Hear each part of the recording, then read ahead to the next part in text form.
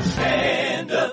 Well, hello and welcome to the Tuesday show. I hope that you are hanging in there, doing okay, woke up okay, didn't have too much soreness, or you weren't too stressed out when you woke up this morning. If you're listening in the morning or whenever you're listening, I hope that when you woke up, you felt some kind of positivity and good purpose. If you didn't, that's totally okay. That's fine. I just tried to open the show by saying, I hope that you're doing well. And then I just get real worried about what I meant specifically by that. And then I felt guilty that I was saying that if you didn't feel good this morning for any reason, that was bad. Nope. Each moment is an opportunity to make it better. There. That's what I've decided to settle on. Joining me today, Heidi Stevens. Very happy to have her back on the show. It's been far too long. She is a big deal. Chicago, former Tribune columnist, and now she's got a nationally syndicated column. I love her writing. I love everything that she's doing on social media and with her nonprofit work. And years ago, I met her when she actually wrote about me and some of the work that I was doing with women and girls when my daughters were younger, a campaign I was working on called Dads with Daughters, and then subsequently a lot of other work similar to that. We reconnected last fall when Ava went off to college and she was writing a column about your kids going to college, and I've been following her for a long time. We had a great conversation, and it begins at about 20 minutes in. If you wanted to skip the news, but you don't want to because there's a lot of headlines and clips I've got for you. As always, 6 days a week, I am here with you, and I am happy that you are here with me. Hope you're going to Las Vegas, March 22nd, 23rd. It is just around the corner. Literally. It literally means like next week. And it's gonna be awesome. Looking forward to seeing you there. And of course, this Thursday night at our weekly Hangout, 8 p.m. If you're not a subscriber, sign up now. Patreon.com/Pete Dominic. And now let's get to those headlines.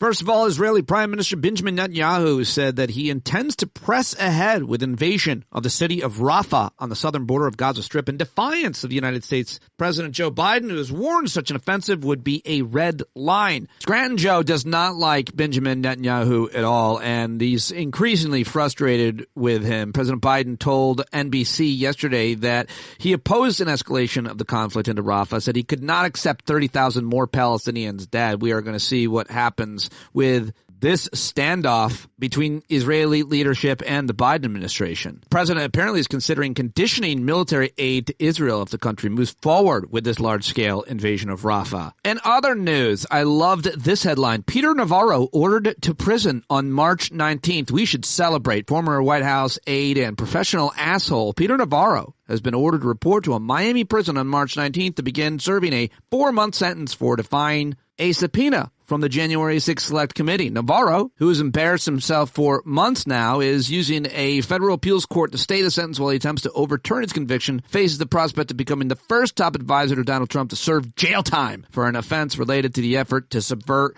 the 2020 election. Let's count down to March 19th, something to look forward to, a little justice, sweet justice for Peter Navarro. Senator Robert Menendez and his wife yesterday pled not guilty to obstruction of justice, which is crazy that he is still in the United States Senate. For the third time in 6 months, he stood before a judge in Manhattan to be formally arraigned on charges in an expansive federal bribery case. He said, once again, not guilty, Your Honor. The guy could not be more guilty. I have no idea what he's doing. Maybe I should talk to somebody who's covering that issue, but it feels like it should be over soon. How is every single senator not demanding that he step down? I must be missing something. How about this one? A newly released transcript fleshed out an account of Donald Trump's demand to go to the Capitol on January 6th. It disputes that he tried to grab the steering wheel or lunged at another agent, contradicting one of the most sensational and hotly disputed elements of testimony given to the House January 6th committee by a White House aide. But it's an interesting account, yet another account. Who knows which account is right at this point, but you know he wanted to go to the Capitol. That much is clear. In Ukraine, the country could deploy F-16s as soon as July, but it might have only as few as 6 of them, about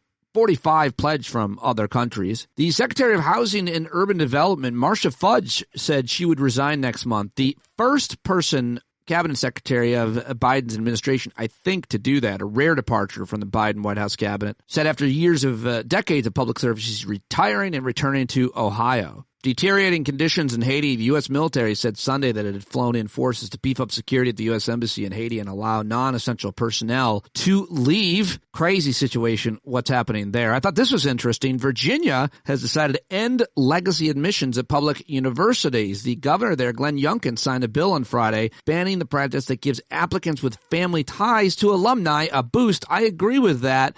I'm wondering how come that hasn't come earlier and why it's coming from a conservative Republican governor. I have to get to the bottom of that. And how about this bill? Yesterday, House Democrats introduced a proposal rule change to bar expelled former lawmakers from going onto the House floor uninvited. It's a response to expelled, disgraced former Congressman George Santos attending the State of the Union uninvited on Thursday, shortly before announcing his ridiculous, impossible shot bid to return to Congress. We'll see where that bill goes, if it goes anywhere. E. Jean Carroll suggested that she is considering suing Trump for defamation again for a third time over comments he's making on the campaign trail, which I thought was interesting, hilarious, and tragic and sad. And yesterday, President Biden sent to Congress his budget plan, which will never become law, as it never is, but it is a real outline and moral document of his agenda. $7.3 trillion budget for the next fiscal year includes increased government aid for workers, parents, and students, offset by tax increases on corporations and high earners. New York Times says Biden's plan reiterated his request for about $100 billion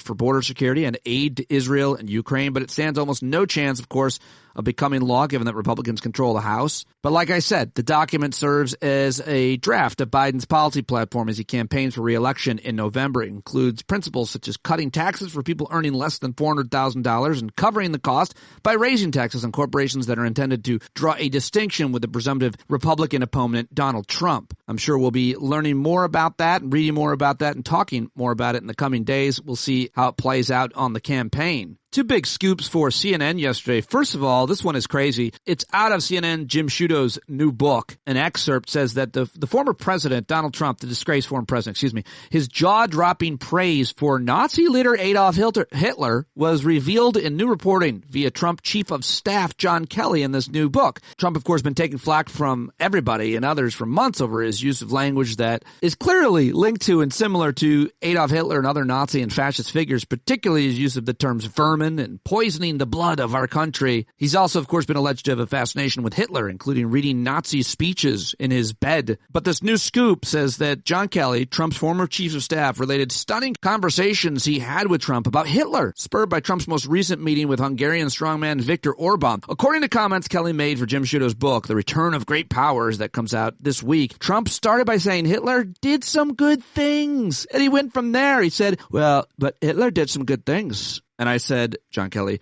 well, what? And he said, well, Hitler rebuilt the economy. But what did he do with that rebuilt economy? Turned it against his own people. Oh, sorry. He turned it against his own people and against the world. Sorry, you can never say anything good about Hitler. Nothing. I mean, Mussolini was a great guy in comparison. Pretty hard, though, that he missed the Holocaust, and pretty hard to understand how he missed 400,000 American GIs that were killed in the European theater, John Kelly said. But I think it's more, again, this tough guy thing. Trump's admiration for Hitler went further than the German leader's economic policies, according to John Kelly. Trump also expressed admiration for Hitler's hold on senior Nazi officers, and Trump lamented that Hitler, as John Kelly recounted, maintained his senior staff's loyalty, while Trump himself, he often did not. John Kelly said he would ask about loyalty issues and about how, when I pointed out to him that the German generals as a group were not loyal even to Hitler and in fact tried to assassinate him a few times, he didn't know that, John Kelly recalled. He truly believed when he brought us generals in that we would be loyal to him, that we would do anything he wanted us to do. John Kelly in a new book, Why Save It for a Book?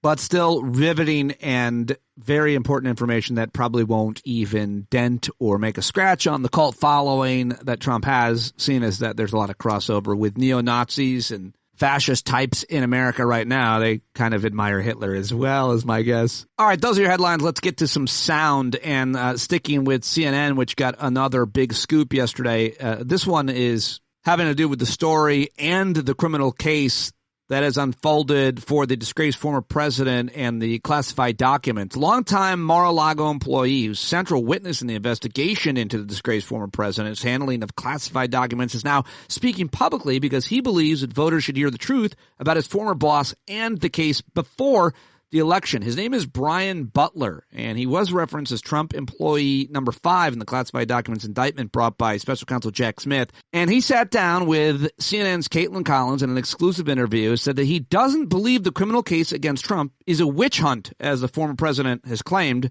And here is about 2 minutes of that conversation, where Brian Butler is talking about the disgraced former president's body man, who's also been indicted, who's standing by Trump up until right now. We'll see what happens, but here it is. And then what happened is Walt left before me, and he never goes directly to the plane. He's either in the motorcade or when he goes there with the boss, which the former president. And I remember telling him he left the club with, I didn't know what he had in his vehicle, but he waited for me at a nearby business, and I told him I would tell him when I was leaving Mar-a-Lago. So I left Mar-a-Lago. I texted him, hey, I'm on my way. He followed me. He pulled out and got behind me. We got to the airport. I ended up loading all the luggage I had, and he had a bunch of boxes. You noticed that he had boxes? Oh, yeah. They were the boxes that were in the indictment, the white banker's boxes. That's what I remember loading. And did you have any idea at the time that there was potentially U.S. national security secrets in those boxes? No clue. No, I had no clue. I mean, we were just taking them out of the Escalade, piling them up. I remember they were all stacked on top of each other, and then we're lifting them up to the pilots. How many boxes was it? You know, they asked me in the interview, and I believe it was 10 to 15 is what I remember. I know being the investigators. Correct. And when you look back on that now, what do you... Well, I had no clue until probably the end of June. There was a few different things that happened that kind of opened my eyes to, something's going on here. So you get that unusual request. Did you ever think to yourself, why were there so many boxes at Mar-a-Lago? For me, I'm just thinking, the former president, he has a lot of stuff he likes to lug around with him. I never would have thought it was anything like what we see now. Classified documents. Yeah, Yes. Well, there you go. And now here is some legal analysis on that with CNN's Ellie Honig talking to Jake Tapper for a couple of minutes of legal analysis on what this could mean. How important is this news? How important is Brian Butler's testimony for the special counsel's team building a case against Trump and his co-defendants? And was there any significance in what you heard him say just then? Yeah, Jake, so this type of witness is gold for prosecutors, and there's a few reasons for that. First of all, this person has insider access. He's literally inside the room. As Caitlin just laid out, he's there when boxes are being loaded onto the plane. And one of the challenges for prosecutors here is explaining exactly where these documents were moved and when and by whom. And this person can give us exactly why. Second of all, he's a person who appears to be unbiased. He doesn't seem to have any reason to have an axe to grind with Donald Trump. As Caitlin said, he's a long time, 2 decades long employee of Donald Trump and the Trump Organization. Just based on the snippet that we just saw, he does not appear to be angry or resentful towards Donald Trump. And finally, if you look at his testimony and you look at the indictment, he appears to be well supported, corroborated by documents, by certain text chains that are referenced in the indictment, and by testimony of some of the defendants themselves, Walt Nauta and Carlos de Oliveira. So this is really the kind of witness that you want to build around as a prosecutor. So what's the basic worth of his testimony? He can establish the boxes came in, he was not told that they were valuable, had, important state secrets in them, and he just treated them like anything else, and they were stored in common areas and not stored with any potential security? Yeah, I think that's part of it. I think it's also very damning, in particular, to Walt Nauta and Mr. de Oliveira, who are both defendants in this case, because they're directing him what to do with the boxes. And if you look at the indictment, Jake, this guy, Mr. Butler, who's referenced in the indictment as Employee 5, he's in the middle of other things, too. He's a witness, primarily. But, for example, when it comes time to try to check out the surveillance video, remember part of this case is that at one point Trump and the other defendants were trying to figure out, what do we have on the surveillance video? Can we delete it? He overhears, and he's part of conversations about that as well. So I think he's a multifaceted witness for prosecutors. And Butler describes multiple times he was offered attorneys paid for by Trump or the Trump Organization. He says he was repeatedly told he could always go back and work for Trump, as well as offered things such as free golf tickets. Could any of that be seen as attempts at witness tampering? So there is no independent charge of witness tampering in the indictment. However, that could still be very valuable information for prosecutors to use because the pattern is unmistakable. We've seen it again and again in this case, in other Trump investigations, that he and his organizations offer to pick up the legal bills, that they sort of dangle other potential rewards for people if they stay loyal. Now, it's hard to connect that directly in a way where it can be a charge, and we've not seen a charge here, but you can absolutely use that as a prosecutor to say, look, this is their motive. They're trying to keep people in the fold. They're trying to keep people from flipping against them. All right, there you go. The legal analysis from Elliot Honig with Jay Tapper on CNN yesterday. Their big scoop about Brian Butler, who used to work in Mar-a-Lago for 20 years, speaking repeatedly with investigators, paying for his own attorney, breaking the orbit around him that Trump knows so well, setting him apart from his former colleagues and friends as his former boss has been named in multiple federal investigations. You knew they were going to leak and say at least some of them. Opportunity awaits this guy now. Here comes a book. All right, well, our president was making a speech yesterday, delivered a speech on his bed. Well, President Biden delivered remarks on the budget I mentioned he released yesterday at the National League of Cities in Washington, D.C. Here's a little bit of audio from President Biden at that event yesterday. We reduced the federal deficit, I might add. It hasn't gone up, it's gone down under us. We cut it by $1 trillion already, another $1 trillion over the next decade, and that's my goal, to cut by $3 trillion by making the wealthy and big corporations finally begin to pay their fair share. Folks, look, I'm a capitalist. If you can make $1 billion, wonderful. Just pay your fair share, man. Not 8.2%. If you paid 25%, we'd have $500 billion more over the next 10 years. To cut the deficit, to provide child care, to do all the things we need to do. There you go, a little of the president yesterday. And finally, last two clips. This is Fox and Friends, or one of the Fox shows yesterday. I think her name is Molly Hemingway. She's a big Trump supporter, and she was criticizing the host of the Academy Award, the great Jimmy Kimmel. Said he's not funny and all of this. I wanted to play this, and then I wanted to play Jimmy Kimmel being very, very funny. Here it is. Well, I do think Jimmy Kimmel was, as could be expected, not a very good host. Was he wearing clothes? I didn't watch it. He was, but okay. He's not very funny. You know, he's got like this background of making like crude men's humor. He appeared in blackface once, and now he's like the policeman of comedy. But all of his jokes were kind of cruel and mean. He went after Robert Downey Jr. for being a recovering addict. Ooh. I think like making fun of Hollywood is great. It's a fun thing. But not that kind of humor. You want to kind of make fun of them for the fact that they, you know, get these swag bags that are worth 3 times houses what the average American makes. And in case you didn't hear about it, you probably did. The disgraced former president went on his social media platform, his third-rate social media platform, and he ranted and raved about how horrible Jimmy Kimmel was. And Kimmel decided to go out and read the post live just after Trump posted it, making fun of him and having all these celebrities laugh right at Donald Trump. Apparently, he was told by the ABC producers not to go out and read it. I'm so glad that he told them, thanks for your insights. I'm going to go ahead with it. And here is that amazing, basically improvised moment, probably the best moment of the night in terms for Kimmel. I was told we have like an extra minute, and I'm really proud of something. I was wondering if I could share it with you. I just got a review, and has there ever been a worse host than Jimmy Kimmel at the Oscars? His opening was that of a less than average person trying too hard to be something which he is not and never can be. Get rid of Kimmel and perhaps replace him with another washed up but cheap ABC talent, George Slopanopoulos. He would make everybody on stage look bigger, stronger, and more glamorous. Blah, blah, blah. Make America great again. Okay,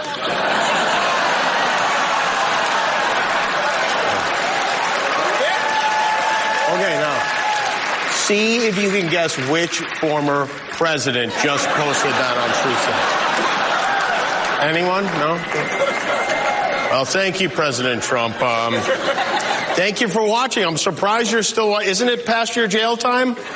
Oh, right. And that probably, in my opinion at least, was the line of the night from Jimmy Kimmel. I absolutely loved it. All right. Well, that is your headlines. That's the news. Now let's get to my guest, who I'm very excited to have back on the program. She used to write a daily column for the Chicago Tribune that focused on gender, race, parenting, politics, relationships, and communities, called The Balancing Act. And now she has a Facebook group called Balancing Act with Heidi Stevens. You should go join that group. We talk a little bit about that. And her column is now syndicated, and you can get it at newspapers and websites all over the country. I'll link to all of her work in the show notes. She's also the Director of External Affairs at TMW Center for Early Learning and Public Health, and involved with several other organizations as well. I could keep talking about all of the accomplishments and credibility and appointments and honors that Heidi has, but I think I'll just get to our conversation because it's real good. Very excited to have her back on the show. Look forward to talking with her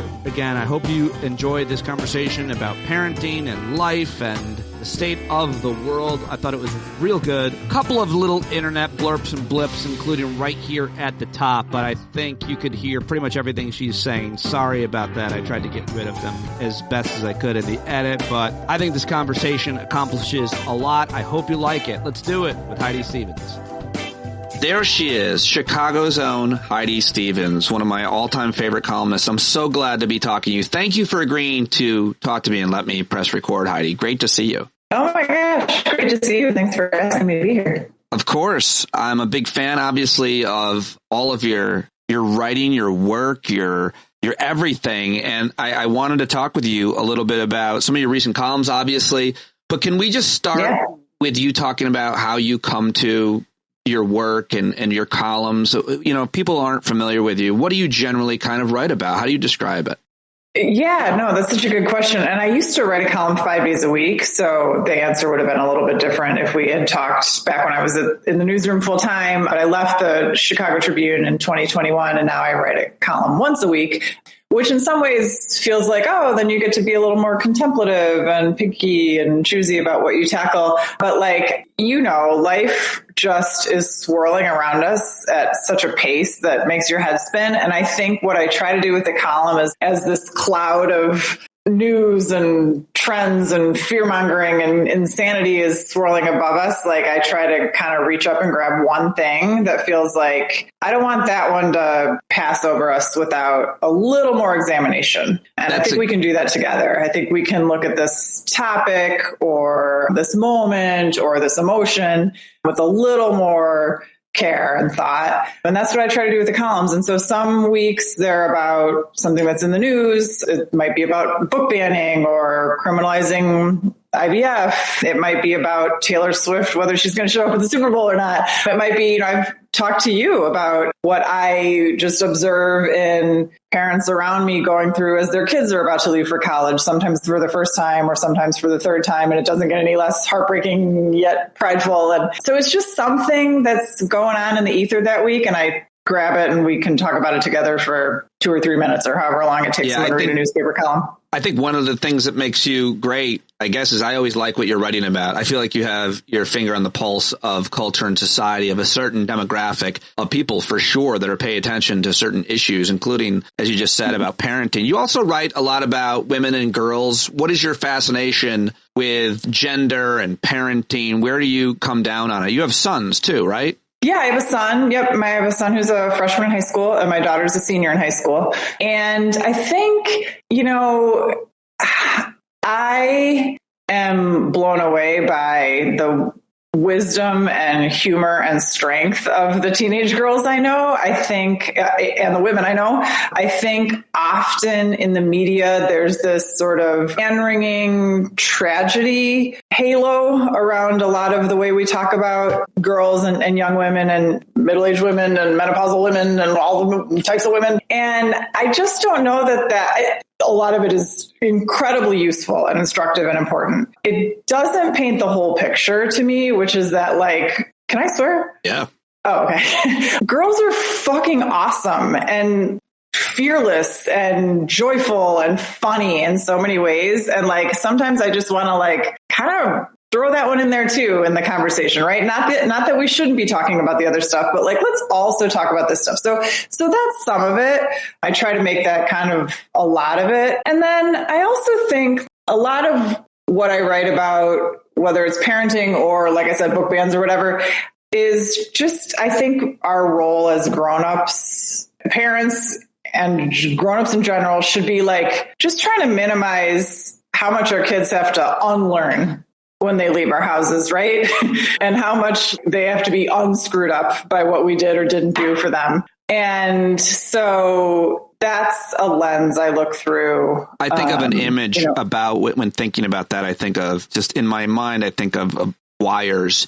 And by the time you're done with them, they're all tangled up, and they got to untangle that stuff. No matter what you did, good, bad, or, neutral. We're all a mix of paths and wires or roots or whatever metaphor you want to use. And then they have to hopefully untangle them. And hopefully it's not too much of a giant mess, Heidi. Right. And they have to untangle them in a way that prepares them for the world they're inheriting, right? And the society, when society looks like what it looks like for them, not what it looked like when we were their age or what we wish it looked like. Or I find that to be the hardest part of parenting, because this world they're growing up in is so much different than the world that we grew up in or our parents grew up in. I mean, the concerns that they have and the constant anxiety that we all feel from social media, what's happening in the world, and knowing everything that's happening in everybody's lives, comparing ourselves to it. We're all the same, but trying to figure, in terms of what we're dealing with to a certain extent, unless you can turn it all off, and good for you. I try to for 20 minutes a day at least, but trying to understand how to parent that is really challenging, because we didn't have this growing up. It's so hard for us. I think we have a harder time as parents than our parents and parents before, because they have no playbook for this stuff. Absolutely. You agree? Yeah, I agree. Yeah. Oh, for sure. Yeah. You're trying to decide, like, what should I do that's right in the moment? What should I do right now that is going to pay off in 5 years? What should I do right now that's going to pay off in 5 years, but not feel like a giant mistake in 10 years? I mean, like, and these are sometimes split second decisions you have to make, but you're trying to weigh all of these, short-term, long-term, midterm consequences. It's a lot. How have you done? I'll humble brag a little bit. I think pretty well. My kids are awesome. I don't take all the credit at all, not even close. I've always, always, always been one of those parents who's like, all the grownups, come help me. Coaches, neighbors, aunts, uncles, my friends, like, have at them. Like, we are a village. I am like the least likely mom to hop in a group text and say, like, don't make my son or my daughter shouldn't have to. I'm like, you tell them what to do. Help me with this, because I want help. And also because I think, like, won't that prepare better for the world if they learn how to navigate all kinds of different personality types and messages and value systems, and then, pick and choose what feels right to them and true to their sort of, I hope, moral compass. But I think we do our kids a disservice when we try to shut down too quickly, people who don't agree with us exactly, or whose style doesn't match ours exactly. So that's just a long way of saying I don't take full credit at all for how my kids have turned out. But I have enjoyed the hell out of them from the second they entered the world. They're just like my favorite humans. I mean, it's not even a contest in the entire world. And so I have been joyful and like gobsmacked in love with them from second number one, and remain so through teenage years. And I think that they know that, and we enjoy each other's company, and we have fun together, and they like hanging out with me, and I love hanging out with them. And so that feels like a victory to me. Oh, it is. And I fully share it. And I'm just beaming as you're describing my exact emotions. I like to say that every time they walk in the room, it's like Christmas morning. Every time. It never gets old. I thought it would get old. I thought I would get annoyed with my kids and being around them. And it's fine if you do. Totally fine if you do. Totally. But my kid, I just share the same view that you do. I love being, my issue with them probably is that I suffocate them when they're around. Like, hey, what are you doing? You want to You want to talk? You want to do something? Yeah. And they're like, no, well, you're annoying. You're annoying. You're so annoying. What is the difference? Yeah. How much do you think you're such a thoughtful person, an educated person, an informed person? You're open-minded. You have a wide range of friends in terms of age and ethnicity. You live in Chicago, so you have a lot of diversity around you, obviously. And I know you think about, and you write this column, you talk to experts all the time. How much do you think about the difference in raising a young man and a young woman? And how do you talk with them about that? How do you, if anything, parent differently? I'm always fascinated by that. As you know, I have 2 girls, but I'm obsessed now with thinking about boys and what their struggles with. I'm a big fan of Richard Reeves' work and the work that he's doing with boys and men, that book. Are you familiar with him? Yes, I am. And I'm a big fan. You are? Okay. And I'm also a big fan of John Duffy, who you'll see me post about if you follow me on social. He's got a great new book out right now called Rescuing Our Sons.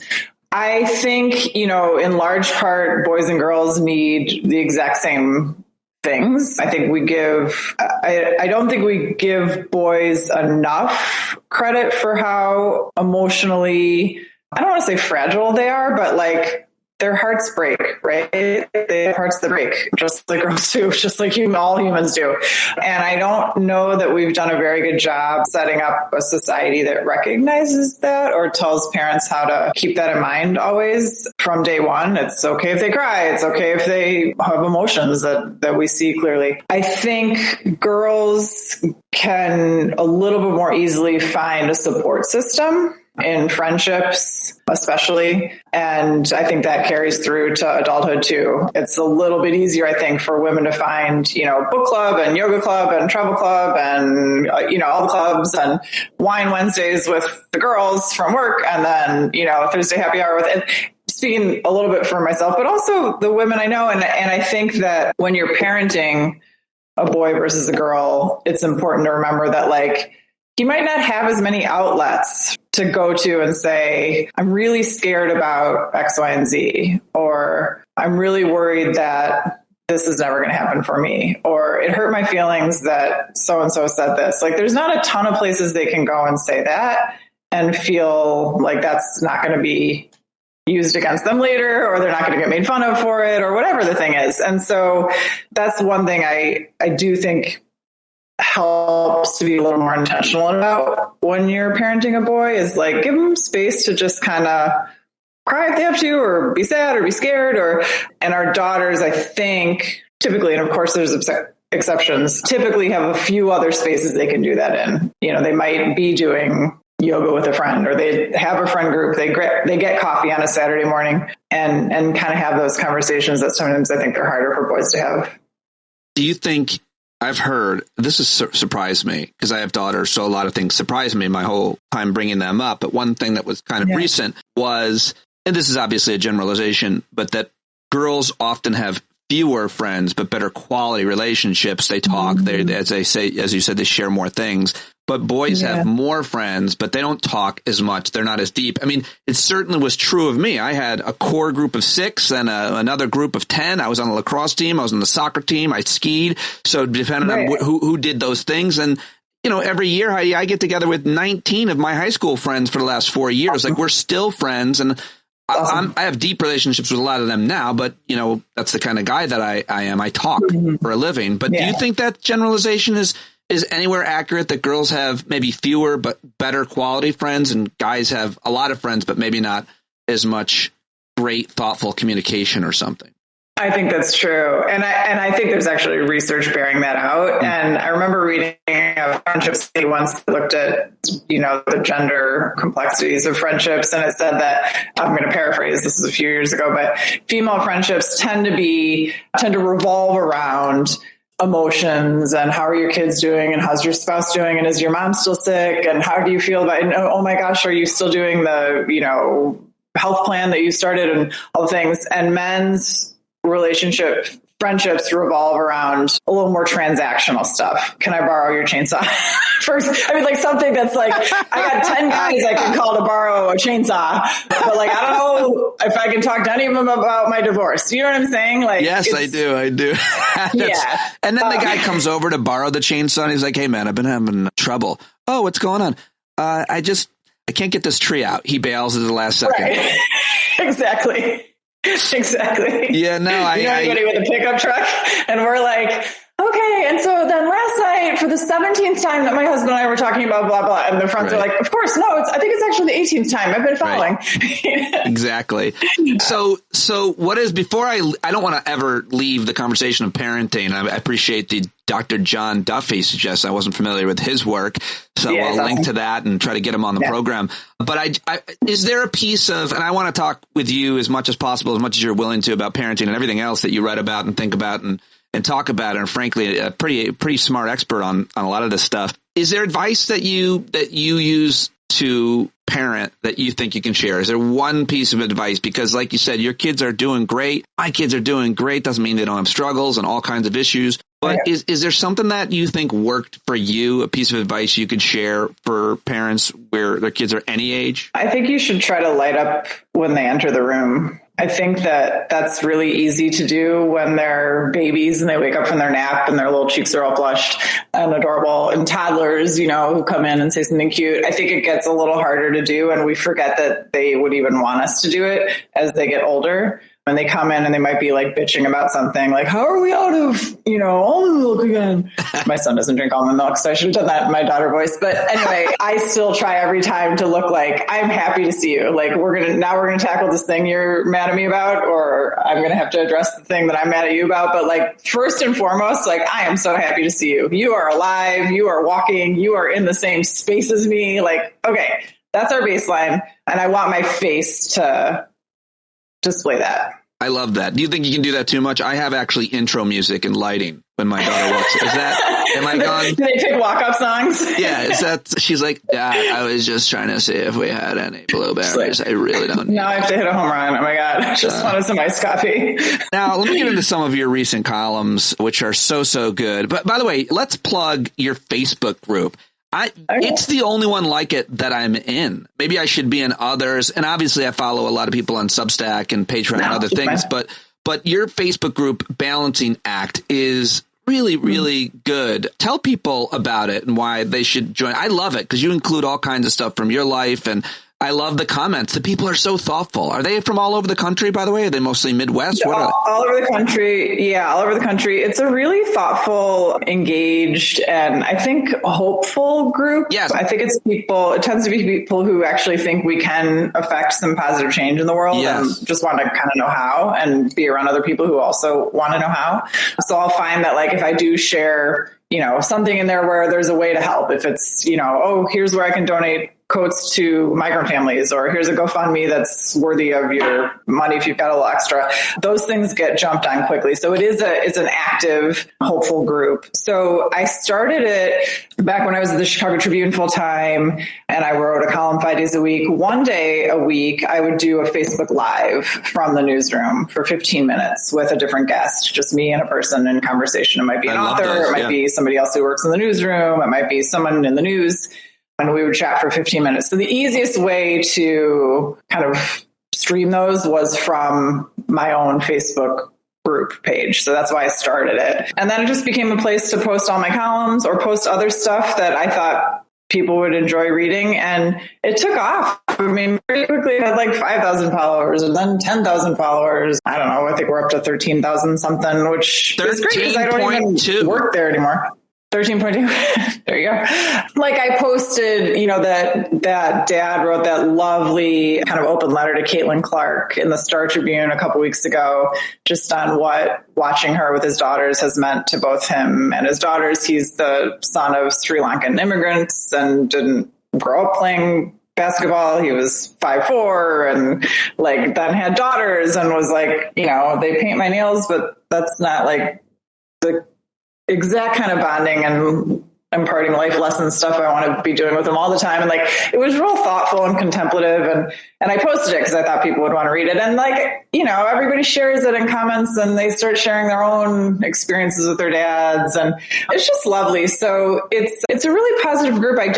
Early on, I think I went in and I would be pretty intentional about not blocking people because I do want it to have a diversity of viewpoints and experiences. I was pretty intentional about going in there and being like, hey, let's try to be friendlier with that feedback, or, something to sort of just set a tone of like, I'm not going to kick you out, but I'm also not going to like let you be mean to my friends. It's like you're hosting a party, right? Like you're not like somebody says they like a candidate you don't like. You're not like, there's the door, but you're also like, hey, you know, it is my party. If you start being a jerk, I can kick you out. So I try to set a super positive tone from the beginning, and it has stayed that way. I think it's one of the few spaces on social media where I just feel pretty good about humanity when I'm on there. Yeah, I think you described it perfectly. That's great. I'm glad that you kind of curated it the way that you have. And then, you know, I don't know how much attention that takes, you know, to get the some of the negativity out of there, but I love it. I love going there. I love seeing it pop up. And once I've clicked on it a few times, it keeps coming up for me. Not to mention your pictures. Okay. What just real quickly, one more question on you personally.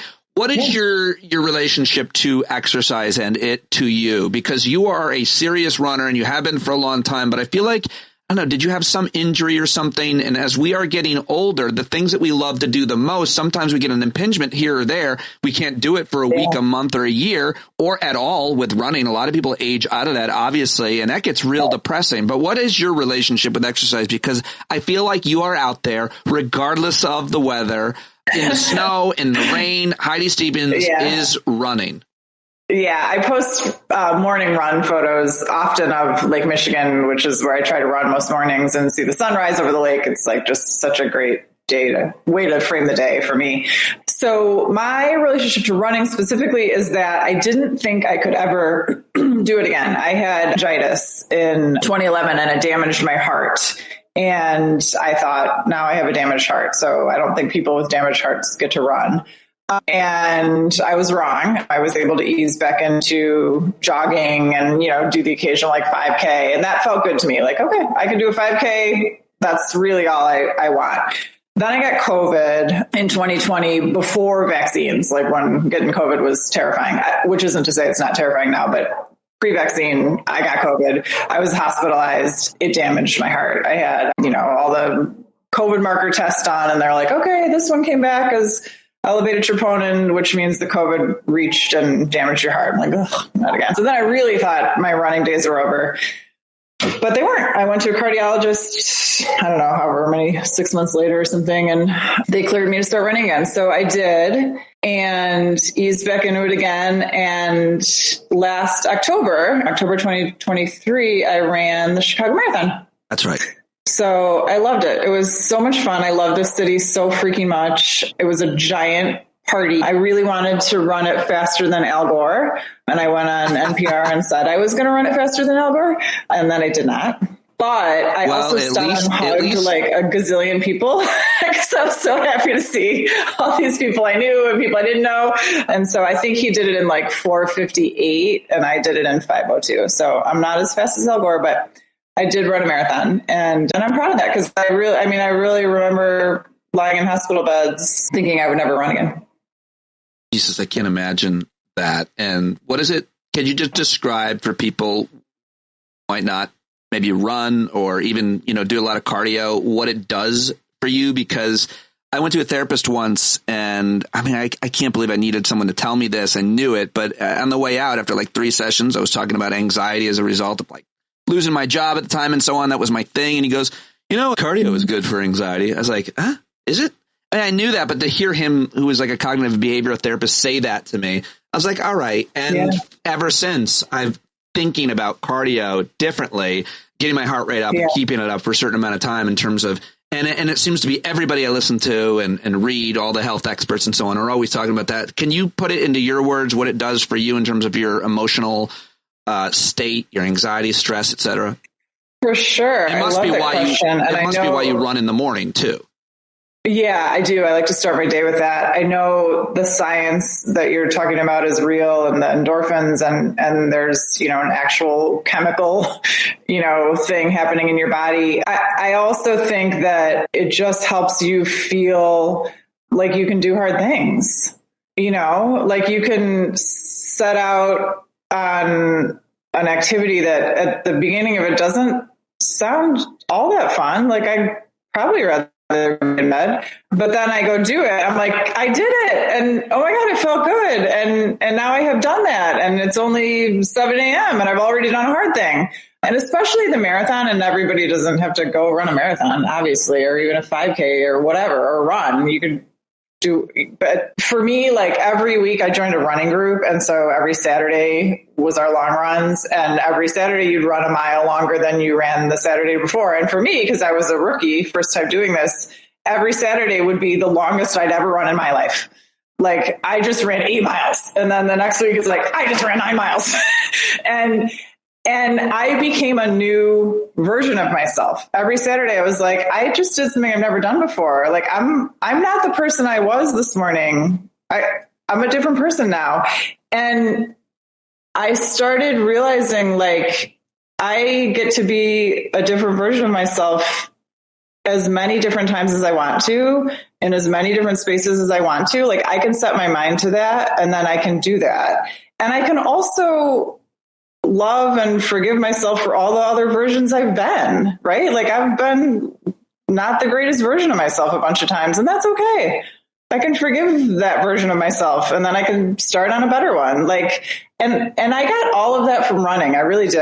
And I know that people can get that from other things. I'm certainly not saying everybody's got to go become a runner, but that's what it did for me. That's what it does. Present tense. It sounds like you got that from running, meaning all of those conclusions that you come to about how you can live your life and how you can think is as a result of being out there and thinking and being in your head, which is great. Yes. But do you not have like some books and a practice or a thing? Like I meditate every morning. I try to write every day. I try to exercise every day, and I try to read something philosophy. Like usually I'm into all the Buddhist stoicism stuff, all those writers in the modern day, you know. But do you have anything else like that you do daily that is part of your, you know, do you practice, if you will? If you don't mind my calling it a practice. I love that. I don't have anything like that. I read a ton, but I read so much for work that my reading feels like that's almost something's assigned to me. You know, oh, this author's coming to town. Do you want to interview her? Yes, I do. This author's going to be on Zoom Thursday. Do you want to moderate? Yes, I do.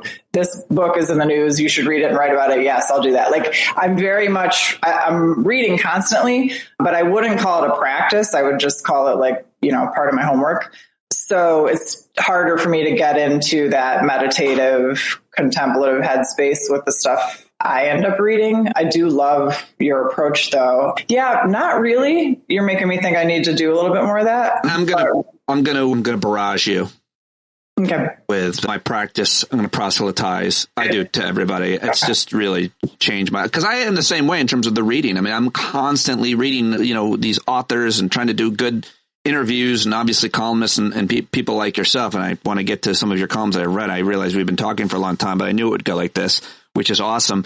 But I have to separate and I have to read like certain philosophy stuff to either remind myself or learn for the first time. Like last year at 48, I've talked about this a lot. I finally realized that self-pity was a really insidious emotion and thing to feel. And I had no idea that was bad because I was really good at it. Even with my privileged life, when things go wrong, I feel really bad for myself for long periods of time sometimes. And I want attention and I want validation, all this nasty, gross, dangerous stuff. I had no idea. And I started reading about it and it has really changed my outlook and my everyday, not to mention just the mindfulness of recognizing when I'm doing it. Oof, you're doing it again. Why? And I wouldn't have known that had I not read it, I guess, is what I'm trying to say. I love that. And then read it again and again, because I forget stuff so quickly. Important things. Like your columns, which I have, and I've got notes. Let's get into it, Heidi Stevens, because you're talking about some really important stuff. What is happening with women's reproductive rights in America, where you're taking women's right to terminate an unwanted pregnancy, and now you're making it harder for women to get pregnant with these potential rules around IVF, which all women generally of means have access to regardless of their political ideology. That hasn't been so controversial. Now it is, because the chief Supreme Court justice at Alabama Supreme Court cited the Lord's wrath or something. But how are you looking at that? You wrote a really interesting piece about IVF and as a result, I think, of that decision there and the comments on it and people's attention to it. It seems like it's a big deal, a big change. What are your thoughts? Yeah, I think the thing that the two ends of the spectrum have in common and that is that there's this strategy to make personhood begin at conception, right? So if someone is going through IVF and has embryos that are stored or frozen or destroyed accidentally, in the case of the Alabama court case, the anti-abortion movement is setting up, examples in which embryos are considered full humans with the rights of, a human born into the world child. And so that's the thing that the two sides have in common. On the one hand, you're like, wait, you don't want me to get pregnant? Wait, you want me to get pregnant? Wait, I got to keep the pregnancy, but now you can't let me have the pregnancy. It's all of a piece, which is let's make embryos have full personhood. And then it'll be easier to, this is what some analysts are saying, come up with a federal ban on abortion. Right. That's the strategy. And so, my column after the Alabama ruling was about some of the comments specifically from that Supreme Court judge who talked about, all lives are in the image of God and destroying lives is, the wrong path, essentially. And I should have mentioned that. I totally agree that destroying lives is the wrong path. I totally agree that children's rights and lives and well-being should be at the center of everything we do. I think that should begin and remain our priority once children are born. And that's not how this nation operates, right? I mean, we can't even pass universal background checks and kids get slaughtered in their desks at school and at a Super Bowl parade and on the sidewalk not far from where I live. And we do nothing about it. 1 in 4 kids in New York City right now lives in poverty. The poverty rate in this country is like obscene. And so we're not taking care of children's well-being and rights in any fashion, even close to being able to call that a national mandate or priority of ours. And so it's really just hypocritical and hollow to use that as sort of this dogmatic. Exactly, yeah. The title of the piece, I should have said, if this nation wanted to protect children, we'd curb violence and poverty, not criminalize IVF. And you go a long way to explaining the actual threats to kids once they're born. And maybe if you want to actually be taken seriously, then be consistent and advocate, for say universal health care as well, or the child tax credit that halved child poverty. I mean, it worked. We saw it work. And now, of course, Republicans, they don't want to fix that, right? Because they want kids to actually work in mines and factories again. Right. Yeah. No, it's just hypocritical and hollow. Let me ask you about what's happening in schools, too. As I told you before, we started recording. I'm in the fight in my school district against these Moms for Liberty types. This is a national movement, and it's both. Basically, they've always wanted to destroy public education or remake it in their own image, which is often with religious overtones, Christian religious overtones specifically. Whether it be banning books or banning words even, or dictionaries, right. Yeah. So take it from there, because this is another really good piece that you've written that got a lot of attention. An attempt to shield kids from sexual content. Florida school district bans dictionaries. Do better, grown-ups, writes Heidi Stevens, who I'm talking to right now.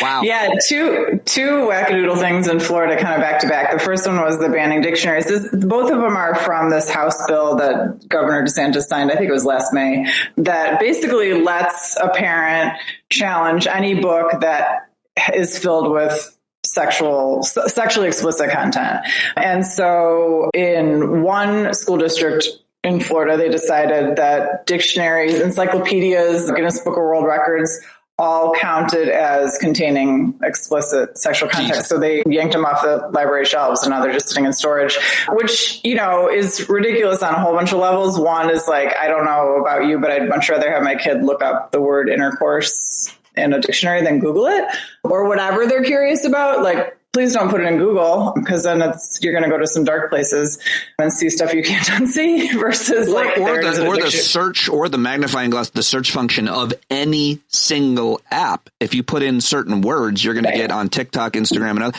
movies, images, whatever. But yeah, of course you want kids to look up things properly or be taught to look things up properly. And now in my school, they're screaming that you're teaching kids about anal sex in 8th grade. And I'm like, what?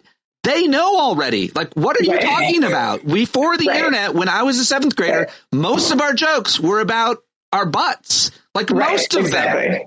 They're teaching them how to think about those things, which is what you're saying here in terms of the dictionary. Right. Sorry to step on you. Oh, no, you're good. Yeah, right. Why not expose them to medically accurate, shame-free actual definitions rather than wherever Google's going to take them and then fuck up their algorithms so that all kinds of you know how it works. I'm preaching to the choir. Yeah.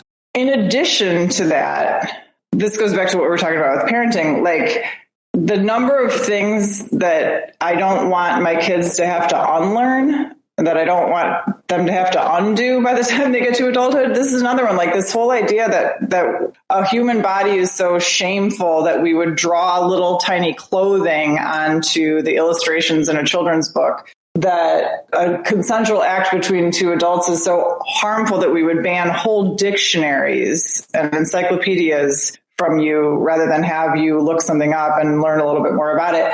I don't know how you successfully and fully undo that kind of shame and fear in kids when they grow up. And, we want them to grow up and have happy, healthy, whole relationships with their bodies and with the bodies of the people they partner with. Right. And it just seems like, well, how do you do that if you handed them a children's book with a goblin? Like, they literally drew shorts on a goblin rather than have a bare body part. It's like, at what age do I tell them, sorry about all that stuff where we made bodies seem like disgusting and pornographic and shameful? Now they're great. Now that you're about to walk down the aisle with someone, they're great. And go enjoy yourself. It's like, well, hang on. Right.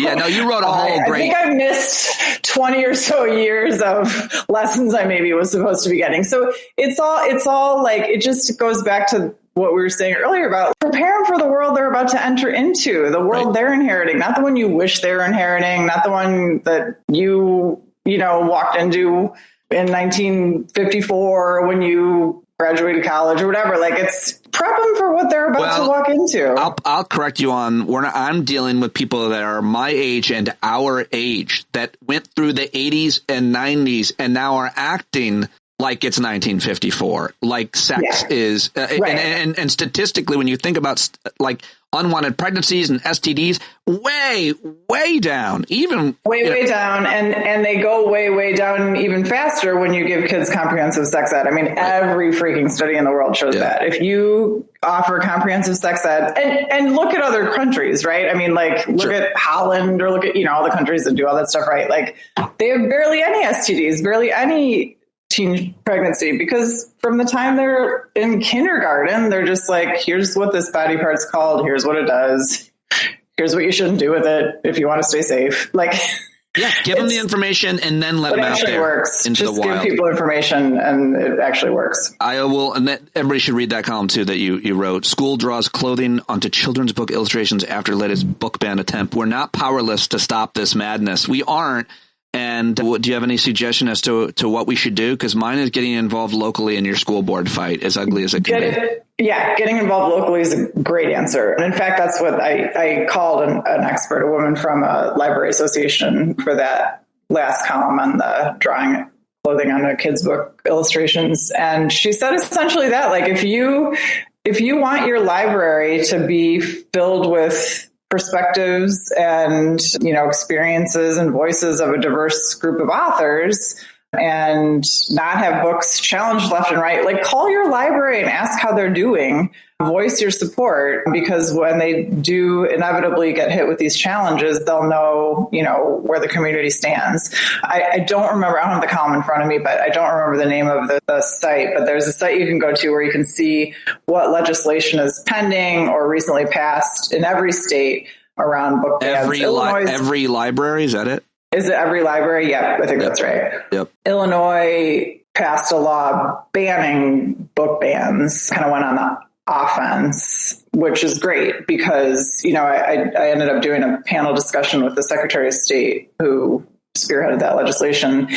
And somebody asked him, what about these Illinois, like a lot of states, has, a big metropolis like Chicago, and then it also has teeny tiny little towns where there might be one underfunded library and some conservative parents. And here's this poor librarian. Oh my God, I'm going to break the law if I do what my community members want me to do and ban this book. And I thought his answer was great. He said, that's why we made it illegal. Now this librarian's not in a position to have to decide. Exactly. Should I or shouldn't I? This librarian gets to go, oh, that's against the law. Yeah, these librarians are scared. They're scared. Teachers and librarians are terrified in states all over the country to have books that are basically your option to choose. It's not even a book that they're assigning for the whole class. It's just in the library because, libraries. Do you think it's too far? As a result of your column, I actually started writing my own children's book. It's just naked goblins. It's just naked goblins, nothing sexual, but just only naked goblin drawings. They run around, they're having innocent fun, and I'm going to sell it exclusively in Florida. The Naked Goblin Party. It's available for pre-order. Heidi, so great to talk to you. I will let you go, but I hate to. I am such a big fan. I hope everybody joins your Facebook group if they're on Facebook. Obviously, subscribes to all your stuff. It's all linked in the show notes. I just want to sincerely thank you for joining me. I always look up to you and to you for your advice, and I've long been a fan of your column and your work. So thanks for coming back and joining me. Thank you. Thank you so much. This was really fun. Yeah, what did I tell you? Heidi Stevens, isn't she great? Go read her syndicated column. Go join her Facebook group. Go follow her on Twitter and Instagram and everywhere else. And let her know that you enjoyed her here on the show. Thank you very much when you do. That means a lot, you bumblebees here at the end. Thank you for listening up until here. Look forward to talking to you tomorrow and every day here on Stand Up. Let me know how you're doing. Reach out anytime. standupwithpete@gmail.com. And that's it. That's all I've got for you. John Carroll, take us away. When you can't see the forest for the burning trees, you got to stand up. Hey, you've been sitting so long, you got the creaky knees, you got to stand up. Stand up. I think you're driving wheels been leaking grease. Boy, you better stand up. Stand up. Well, there's a whole lot more of us who know what's right. They'll keep right on ignoring us if we keep sitting tight. You got to open up the window to let in some light. You got to stand up. That's right. You got to rise up. You got to stand up. You got to stare the devil straight in the eye. We got to let him know it's his turn to go. See it clear and all you hear is a lie. Don't get up off of your butt, get down off of your fence. Even if it ain't a very friendly audience, well, they'll begin to listen when you start making sense and you stand up. Stand up. No need to point your rifle to defend your town. Just stand up. Stand up. You know they can't deny you what you're laying down. Boy, you better stand up. Stand up. Show your face of every color, yellow, black, red, and brown. This is the place where every lost child will finally be found. There's only one thing to do before we stand our ground, and that's stand up. Stand up. Well, the founding fathers saw a land for all. They had to stand up. They had to stand up. They had a keen imagination for a crystal ball, drawing all the plans of stand up. But all they had to go on was the time they were in, with other causes for laws, and since they weren't even sin, they knew that change was gonna come before the change could begin. They had to stand up. All right, they had to stand up. We got to stand